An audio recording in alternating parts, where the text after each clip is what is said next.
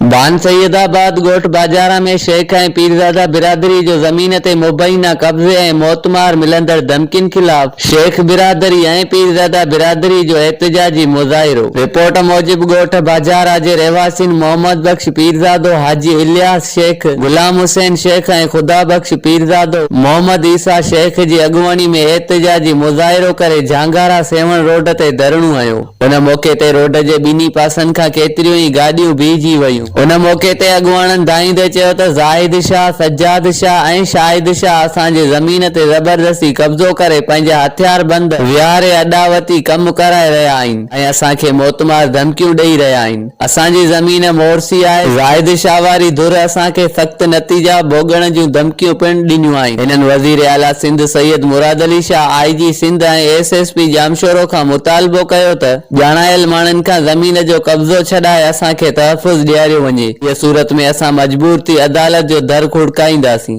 Azhar Ali comber, तोंग news, Jamshoro. मुझे ज़मीन ते कब्ज़ो कनि था ऐं मूंखे ॼाण मिली 3 ॾींहं